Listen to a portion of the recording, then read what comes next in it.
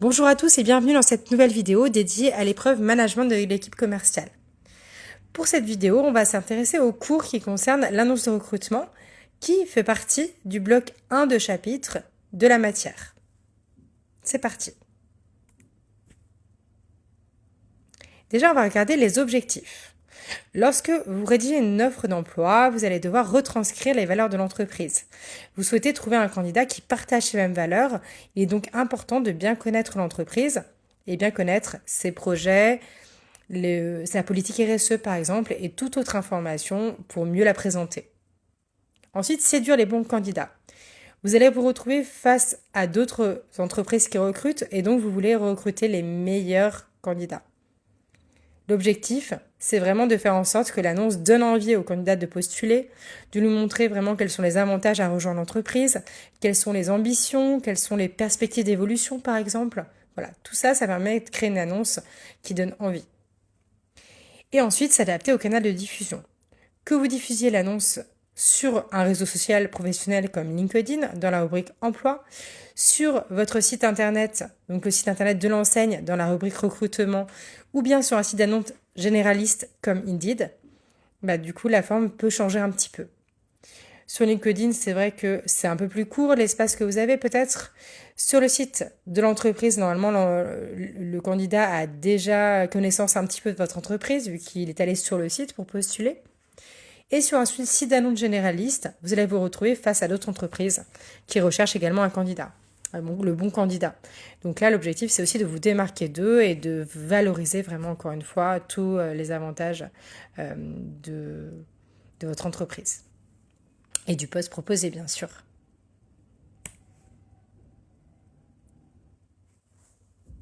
Ensuite, on va parler des différents supports dont vous disposez pour créer votre annonce de recrutement. Déjà, vous avez évidemment le site de l'entreprise dans lequel vous allez pouvoir trouver des informations justement sur les valeurs de l'entreprise. Quelles sont ses ambitions, quels sont ses projets, quelles sont ses réussites, quelles sont vraiment les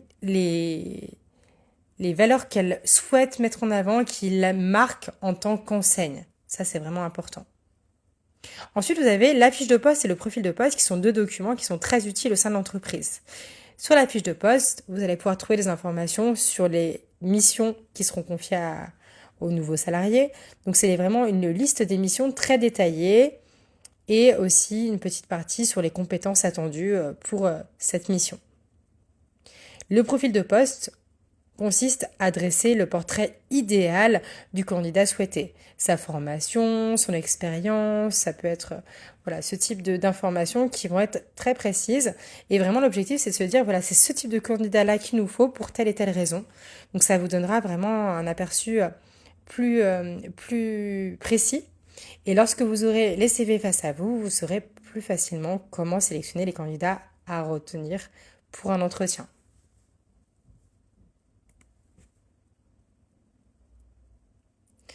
Voilà, on va passer à la rédaction de l'annonce. Donc, juste je précise que cette annonce, vous pouvez avoir à la réaliser donc dans le cadre de l'épreuve de management de l'équipe commerciale, puisque vous allez avoir des annexes d'une étude de cas. Donc, vous pouvez disposer d'une fiche de poste et on peut vous demander à partir de cette fiche de poste de créer l'annonce de recrutement qui sera diffusée sur tel ou tel support. Donc voilà, préparez-vous bien à ça si vous passez le BTS cette année. Et pour l'année prochaine, prenez bien connaissance des annexes dans votre étude de cas qui sortira à la fin de l'année en décembre 2025. Donc pour les premiers éléments, pour rédiger l'annonce, vous allez pouvoir noter la référence de l'annonce. D'autant plus si votre annonce est diffusée sur un site d'offres généraliste comme Indeed, la référence est toujours utile pour retrouver l'annonce. Ça l'est d'autant plus si vous avez plusieurs annonces pour plein de postes différents et ça vous permettra de savoir quelle candidature est reliée à tel poste. Donc voilà, vous pouvez inventer une référence si on vous demande de rédiger une annonce, mais au moins ça montre que vous avez bien compris que l'annonce va être présentée sur un site où il existe plein d'autres annonces. Ensuite, la date, très importante aussi, ça permet de situer à quel moment l'annonce a été publiée. Donc ça, c'est vrai que sur tous les sites, vous avez une date et ça permettra bien sûr aux candidats de savoir si l'annonce est toujours d'actualité ou bien si elle a été diffusée depuis, 8 mois, là on peut avoir des doutes sur le fait que le poste a probablement été pourvu. Donc la date, pareil, n'hésitez pas à l'inventer si vous devez rédiger une annonce, vous pouvez mettre la date le jour J lorsque vous rédigez l'annonce, il n'y a aucun problème là-dessus. Faites simple, mais au moins mettez une date pour bien montrer que vous savez qu'il y a une date sur les offres d'emploi. Ensuite, pour le titre, soyez clair. Et évidemment, l'objectif, c'est d'attirer l'attention du candidat, mais de faire en sorte que le candidat ou les personnes qui vont postuler sachent exactement de quoi il s'agit. Donc, plutôt que de mettre simplement employé, vous pouvez mettre employé polyvalent, employé du secteur textile. Voilà, mettre un maximum de précision tout en étant très concis. L'autre précision que vous allez pouvoir mettre, c'est également le type de contrat. Tout de suite, avec le titre de l'annonce, si on voit qu'une offre d'emploi est en CDI, en CDD, en intérim par exemple, ou un contrat en alternance, ça permet également au candidat de savoir de quoi il s'agit et si ça correspond vraiment à ce qu'il recherche. Et ensuite, la localisation. La localisation aussi va être très utile puisque pareil, les candidats, s'ils se situent dans la zone où le poste est à pourvoir, ça lui permet de savoir s'il peut postuler. Si au contraire le poste est beaucoup trop loin de chez lui, il va pouvoir s'arrêter à cette étape et du coup vous perdrez moins de temps à faire le tri dans les candidatures.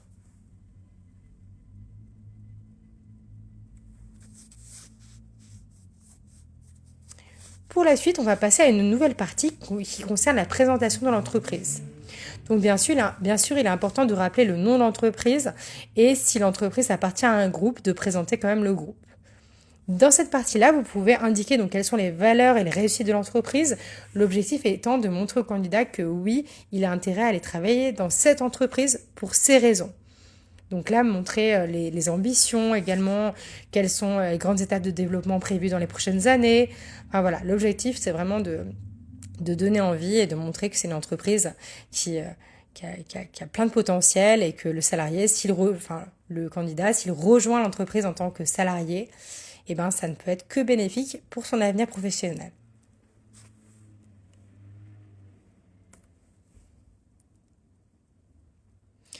Pour la partie suivante, vous allez pouvoir mettre le poste proposé, c'est-à-dire les missions. Là, évidemment, ne reprenez pas toutes les missions qui sont contenues dans la fiche de poste. Vous allez être beaucoup plus concis. Il faut vraiment que ce soit des missions qui parlent aux salariés, qu'ils comprennent rapidement ce qu'il va devoir faire pour qu'ils puissent savoir s'ils cochent les compétences demandées. Donc voilà, n'hésitez pas aussi, là c'est vrai que je vous fais une présentation assez rapide, n'hésitez pas à aller sur les sites comme Indeed, comme LinkedIn ou autres et à regarder vraiment des annonces, regardez comment elles sont faites, essayez de voir justement comment les entreprises donnent envie aux candidats de les rejoindre. Vraiment comme ça, vous allez apprendre beaucoup mieux également. Donc là, les missions principales du salarié, les missions qu'il va devoir faire au quotidien ou régulièrement, voilà, une liste très précise et assez courte, mais pas trop non plus pour que le candidat puisse vraiment bien tout comprendre et puisse postuler en toute connaissance de cause. Pour la partie suivante, on va parler du profil du candidat, évidemment. Donc là, le candidat, ça va reprendre un petit peu le profil de poste dont vous avez pris connaissance normalement avant ou que vous avez peut-être rédigé.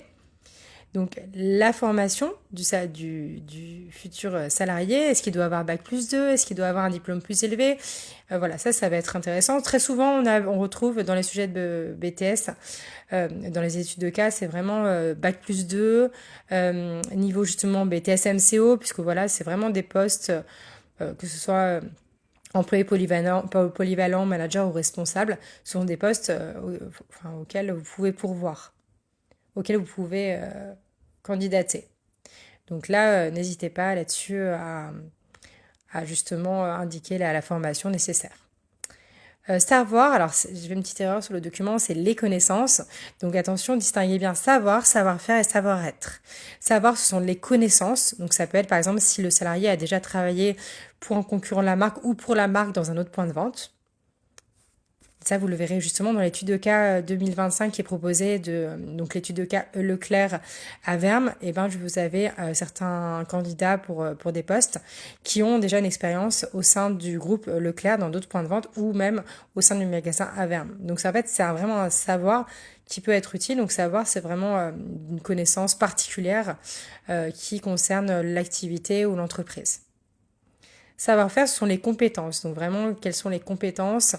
Ça peut être par exemple avoir, avoir déjà une expérience en compétences. Ça peut être par exemple avoir une maîtrise de certains logiciels ou avoir l'habitude d'être en face à face avec les clients. Donc ça peut être une aptitude à la relation client par exemple. Et pour le savoir-être, ce sont les qualités. Donc quelles sont les qualités attendues chez le candidat? Est-ce que vous aimeriez que ce soit quelqu'un de dynamique, à l'écoute, qui ait le contact client facile? Est-ce que c'est quelqu'un qui va être organisé? Enfin voilà, toutes les qualités que le candidat doit avoir.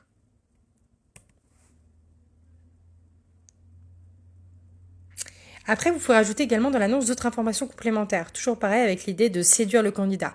Alors, temps de travail, ça peut être positif ou négatif. Hein, si, par exemple, le poste requiert de travailler la nuit ou le soir tardivement ou le matin très tôt, c'est important de le préciser. Il faut vraiment que le candidat ne se trouve pas étonné lorsqu'il vous fait un entretien parce que vous lui annoncez des horaires de travail et qu'il vous dise bah non, ça ne m'intéresse pas. Il faut que vraiment lorsqu'il postule, il ait tous les éléments pour savoir que s'il postule, c'est qu'il est disponible et qu'il a bien connaissance de toutes les informations.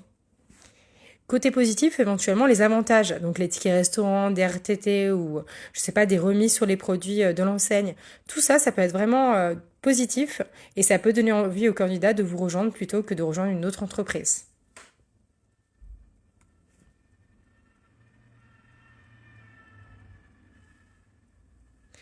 Ensuite, évidemment, n'oubliez pas de terminer par les actions pour candidater.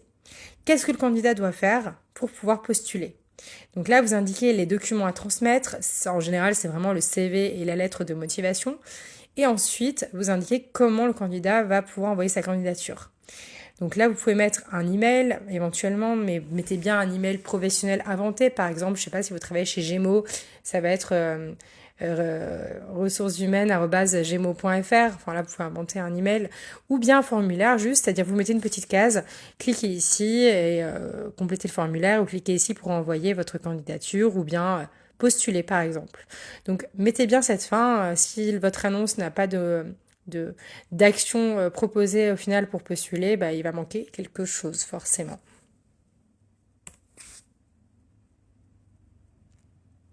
Quelques conseils vraiment de manière générale.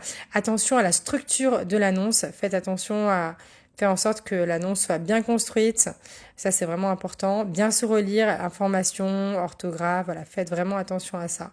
C'est vraiment aussi cette partie-là qui peut vous rapporter des points et montrer votre sérieux. Donc, faites attention à la manière dont vous écrivez.